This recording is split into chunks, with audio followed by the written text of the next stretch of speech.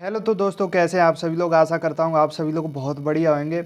आज हम इस वीडियो के अंदर रिस्पायरेटरी सिस्टम को पूरा पढ़ने वाले हैं। इसके अंदर हम बहुत सारी चीज़ें पढ़ेंगे। ये रिस्पायरेटरी जो सिस्टम है बहुत ही इंपॉर्टेंट टॉपिक है एनाटमी का।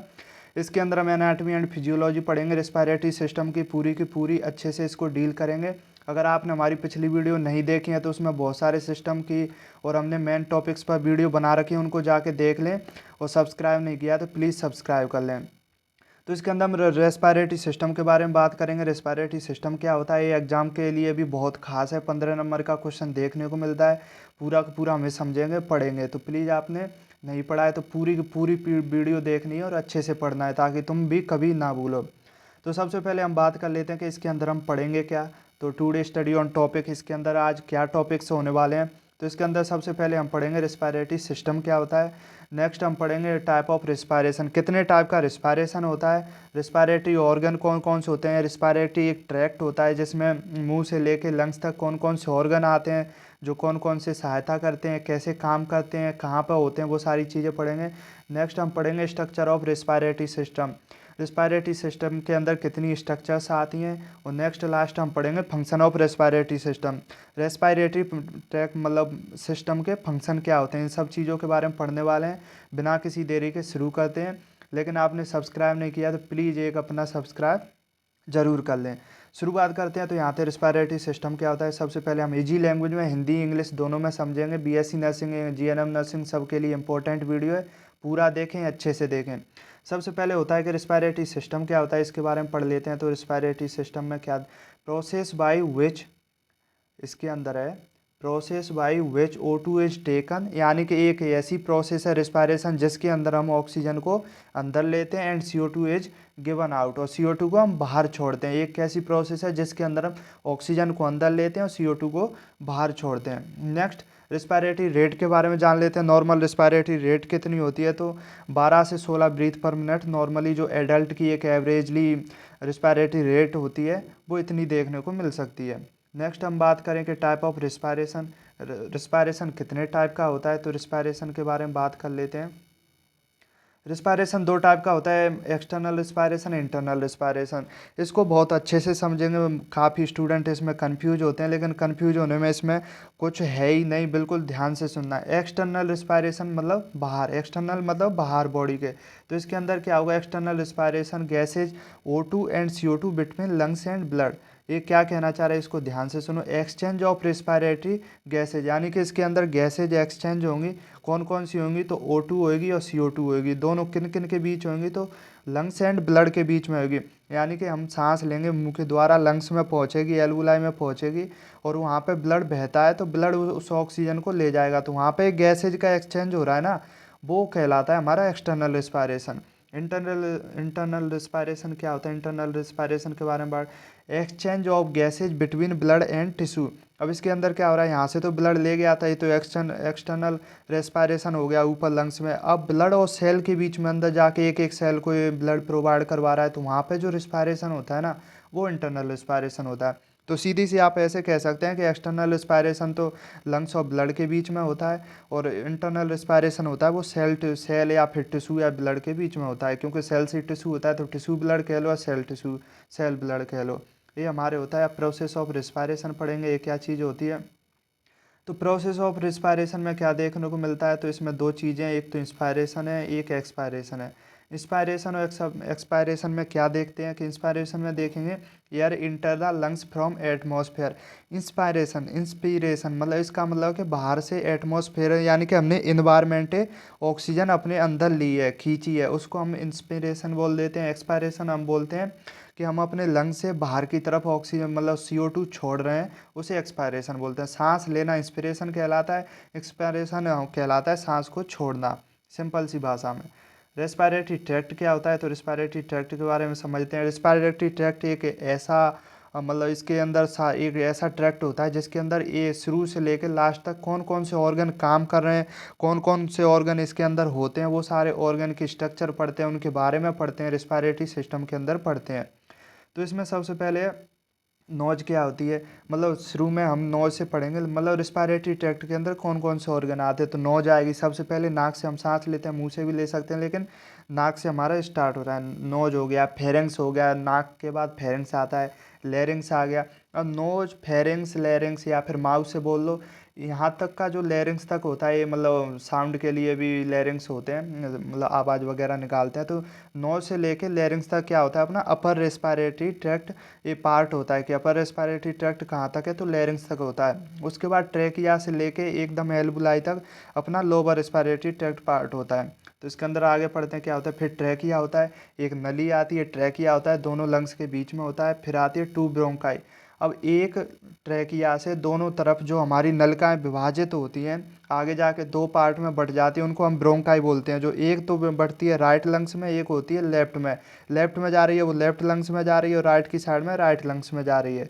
फिर हम बोलते हैं ब्रोंक्यूल्स क्या होते हैं। तो ब्रोंक्यूल्स, इस ब्रोंकाई से भी आगे बहुत सारी नलिकाएं होती हैं, वो छोटी छोटी होके एल्वुलाई तक, यानी कि हमारी जो रेस्पायरेटरी यूनिट होती है, सबसे छोटी स्ट्रक्चर होती है, वहाँ पे ये एयर को लेके जाती हैं। नेक्स्ट एल्वुलाई आती है, छोटा एक गुच्छा सा होता है आगे, और अच्छे से पढ़ लेंगे, एल्वुलाई होती है।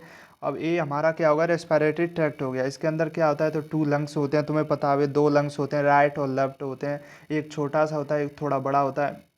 प्लूरा क्या होता है, तो प्लूरा लंग्स के ऊपर जो कवरिंग लेयर होती है, जो प्रोटेक्ट करती है, इंजरी से बचाती है, जो चारों तरफ एक मेम्ब्रेन होती है, वो क्या होती है, प्लूरा मेम्ब्रेन होती है, उसे प्लूरा नाम से जानते हैं। अब इसके अंदर रेस्पायरेटरी यूनिट पढ़ लेते हैं। रेस्पायरेटरी यूनिट क्या होती है, तो रेस्पायरेटरी यूनिट आप सबने पढ़ा ही होगा। रेस्पायरेटरी यूनिट क्या होती है, तो एल्वुलाई होती है। यूनिट का मतलब होता है सबसे छोटी इकाई। अब इसके अंदर हम पढ़ लेते हैं कि पेराइंकाइमा ऑफ लंग्स। पेराइंकाइमा की मतलब एक ही है, एल्वुलाई भी बोल सकते हैं आप। और ये टर्मिनल पोर्शन और रेस्पायरेटरी ट्रैक्ट, इसका मतलब एक बटा, मतलब ये ट्रैकिया है, ट्रैकिया से फर्स्ट जो डिवाइडेड हुआ वो ब्रोंक्यूल्स हो गए, तो वो फर्स्ट हो गया। फिर जाके ब्रोंक्यूल्स हो गए, थर्ड हो गया। फिर और जाके डिवाइडेड हुए तो एल्वुलाई आ गई। तो ऐसे terminal portion of the respiratory tract होता है। ये क्या है, alveoli, where exchange gases O2 CO2, यानी कि रेस्पायरेटरी यूनिट कौन सी होती है, सबसे छोटी हमारी रेस्पायरेशन सिस्टम की कौन सी होती है, इकाई एल्वुलाई होती है। एल्वुलाई के अंदर क्या होता है, CO2 और O2 का एक्सचेंज होता है, O2 एंड CO2 का गैसेज का एक्सचेंज होता है। अब इसको हम देखो अच्छे से पढ़ते हैं, पूरा समझना है, समझने का पूरा खेल है। रेस्पायरेटरी ब्रोंक्यूल्स, ये रेस्पायरेटरी क्या हुआ, ट्रैकिया, मतलब ऊपर ही ऊपर ट्रैकिया है। ट्रैकिया के बाद में ये, मतलब ट्रैकिया के अंदर ब्रोंक, मतलब शुरू में ट्रैकिया आया, ट्रैकिया से रेस्पायरेटरी ब्रोंक्यूल्स आ गए। उसके बाद ये क्या आ गए, एल्वुलाई डक्ट आ गए। यानी कि एल्वुलाई से पहले जो नलिका होती है उन्हें एल्वुलाई डक्ट बोलते हैं। ये एल्वुलाई सैक है, सैक का मतलब एक गुच्छा, सैक का मतलब ये जो गुच्छा दिख रहा है ना, ये पूरा एल्वुलाई सैक है, इसके अंदर एयर भरी रहती है, यहीं से गैसेज का एक्सचेंज होता है। और ये क्या होती हैं, एल्वुलाई होती हैं, ये पूरी एल्वुलाई है। तो ऐसी बहुत सारी स्ट्रक्चर होती हैं हमारे लंग्स के अंदर, जो रेस्पायरेटरी ब्रोंक्यूल से आगे जो जुड़ी होती हैं, जो गैसेज का एक्सचेंज करती हैं ब्लड के थ्रू, वो हमारी रेस्पायरेटरी यूनिट होती हैं। नेक्स्ट हम पढ़ेंगे रेस्पायरेटरी यूनिट के बाद इसके रेस्पायरेटरी मेम्ब्रेन क्या होती है। तो मेम्ब्रेन, अब अभी हमने बताया कि मेम्ब्रेन हमारे लंग्स के जो चारों तरफ की कवरिंग लेयर होती है, उसी को क्या बोल देते हैं हम, मतलब वो तो प्लूरा हो गई। अब रेस्पायरेटरी मेम्ब्रेन के अंदर, इसे आप तुम कैपिलरी भी बोल सकते हो। इसके अंदर होता क्या है, बेसिकली ये चीज़ समझनी है। देखो इसके अंदर अच्छे से समझना है, इसके अंदर होता क्या है। तो membrane through which exchange of gases occur between alveoli and blood, यानी कि हमारी एल्वुलाई है। अब एल्वुलाई ब्लड डायरेक्ट तो मिलते नहीं है, उनके बीच में एक लेयर होती है, एक मेम्ब्रेन होती है, उसके थ्रू गैसेज और ब्लड एक्सचेंज होते हैं। तो वो मेम्ब्रेन क्या कहलाती है, रेस्पायरेटरी मेम्ब्रेन कहलाती है। ये चीज़ है। अब इसके आगे हम इसके फंक्शन पढ़ लेते हैं। फंक्शन ऑफ रेस्पायरेटरी ट्रैक्ट क्या होते हैं। तो रेस्पायरेटरी ट्रैक्ट के फंक्शन क्या होते हैं, सबसे पहला एक ही चीज़ हम बोले तो गैस को हमारे लंग्स या एल्वुलाई तक पहुंचाना रेस्पायरेटरी ट्रैक्ट का फंक्शन होता है मेनली।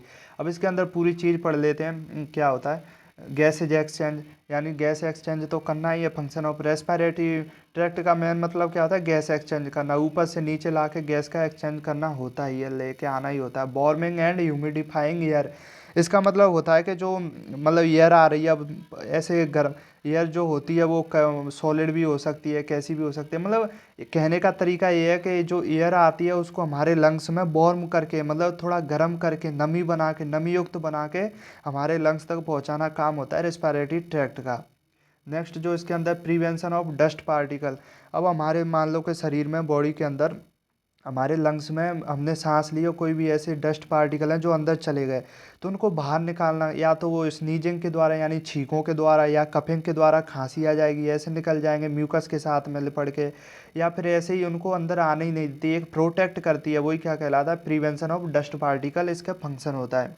नेक्स्ट क्या होता है, डिफेंस मैकेनिज्म। डिफेंस कैसे करती है, कोई भी बैक्टीरिया, माइक्रो ऑर्गेनिज्म, पैथोजेंस वगैरह हमारी बॉडी के अंदर ट्रैकिया से होती है, लंग्स में एंटर करे, तो हमारी बॉडी के अंदर बहुत सारी मास्ट सेल्स होती हैं, मैक्रोफेजेज वगैरह सेल मतलब पड़ी रहती हैं, जो इम्यूनिटी में हमारी बॉडी को क्या करती हैं, प्रोटेक्ट करती हैं, इनसे सबसे बचाती हैं, ताकि हमें इन्फेक्शन ना हो, डिजीज ना हो, बैक्टीरिया अंदर जाके ग्रोथ ना करें। नेक्स्ट क्या है, मेंटेनेंस ऑफ वाटर बैलेंस, यानी वाटर का बैलेंस बना के रखती है। कैसे रखती है, हम सांस लेते हैं, सांस छोड़ते हैं, जब हीट के साथ मतलब हीट तो लॉस होती है, उसके साथ में वाटर लॉस होता है। अगर इसको आप ऐसे ही मतलब प्रैक्टिकली देखना चाहें तो जैसे सर्दियों का मौसम आता है, तो जब आप सांस छोड़ते हैं, एक्सपायरेशन करते हैं, तो किसी शीशे के ऊपर ऐसे आप मतलब सांस छोड़ के देखो तो उस पर भाप भाप सी जम जाती है। इसी का मतलब साथ में छोटी छोटी मात्रा में, छोटे छोटे मॉलिक्यूल्स में ये क्या होते हैं, वाटर हमारी बॉडी से रिमूव होता रहता है। वाटर साथ में क्या लेके जाता है, हीट लेके जाता है। इसके अंदर देख लो ये लाइन भी आ गई यहाँ पे, रेगुलेशन ऑफ बॉडी टेम्परेचर। अब बॉडी टेम्परेचर कैसे रेगुलेट हो रहा है, बॉडी टेम्परेचर ज़्यादा है तो इसके मतलब अब अंदर से जो सांस बाहर निकालते हैं वो गर्म आती है ना, इसी वजह से आती है, हीट लॉस होती है। नेक्स्ट हमारी regulation of acid base balance. अब एसिड बेस बैलेंस कैसे बना के रखता है, इसका मतलब ब्लड की पीएच एसिडिक है कि बेस है, तो इसके अंदर क्या देखने को मिलता है कि एसिडिक है, मतलब ज़्यादा ऐसे जब CO2 की मात्रा ज़्यादा होती है तो लंग्स ज़्यादा काम करने लग जाते हैं, CO2 को बाहर निकाल देते हैं, O2 की मात्रा कम होती है तो ज़्यादा लेने लग जाता है, हाइपर वेंटिलेशन हो जाता है। इस तरीके से एसिड बेस का भी बैलेंस बना के रखता है कौन, रेस्पिरेटरी ट्रैक्ट। फिर लास्ट क्या है, स्वेलिंग रिफ्लेक्स। इसका मतलब है कि कोई भी हमने ऐसा पार्टिकल या कोई फूड का टुकड़ा ऐसा कुछ भी हमने खा लिया है, तो उसको स्वेल मतलब बाहर निकाल के भी एक रिफ्लेक्स होता है, वो अंदर से बाहर जैसे आती है ना, हिचकी वगैरह आती है, खांसी, कफिंग, इस सब से क्या हो जाता है, वो बाहर निकल जाते हैं। तो ये हमने दोस्तों आज रेस्पिरेटरी ट्रैक्ट के अंदर मतलब रेस्पिरेटरी सिस्टम के अंदर पूरी चीज़ें एक से एक पढ़ी हैं। नोट्स तो आप सबके पास लिखे हुए हैं, उनको अच्छे से देख लेना, समझने वाली चीज़ थी वो मैंने पूरी समझा दी, और अच्छे से पढ़ना है। अगर आपने सब्सक्राइब नहीं किया तो प्लीज़ एक सब्सक्राइब ज़रूर कर लें, ताकि हमारी आने वाली सारी सिस्टम पे हम वीडियो बनाएंगे अच्छे से अच्छे, वो सब आपको अच्छे से मिल सके, नोट्स मिल सकें। और अगर आपने पहले की वीडियो हमारी नहीं देखी हैं, जैसे सेल टिश्यू सिस्टम वगैरह, मेन टॉपिक्स वीडियो, CPR और GNM जो मेन क्वेश्चन आने वाले हैं उनका पेपर वगैरह, सब चीज़ तो नहीं देखी है, कॉपी कैसे बने, कैसे लिखना है, वो सब चीज़ें आप जाके देख लेना, सारी वीडियो देख लेना, सब्सक्राइब ज़रूर कर दो। आपके सब्सक्राइब की बहुत ज़रूरत है, एक सब्सक्राइब आपका ज़रूर बनता है, इतनी मेहनत से बनाइए, तो सब्सक्राइब ज़रूर कर दें। नेक्स्ट हमारा टॉपिक तो ख़त्म हो गया, यही है। अगर हमारी तरफ से आपको थोड़ा बहुत भी कुछ सीखने को मिलता है, हमारी वीडियो से मिलता है, तो प्लीज़ हम ऐसे ही वीडियो बनाते रहेंगे, सब्सक्राइब ज़रूर कर दें, आपके एक सब्सक्राइबर की बहुत ज़रूरत है। और आप हम इस वीडियो में कोई भी गलती लगी हो या फिर कोई भी ऐसी चीज़ जो तुम्हें कि सर ये नहीं आया वो नहीं आया, तो आप वो कमेंट में डालिए, और आपका जो भी आ, देखेंगे हम उसको कंप्लीट करेंगे। कोई भी डाउट हो तो कमेंट में ड्रॉप कर सकते हैं। Thank you.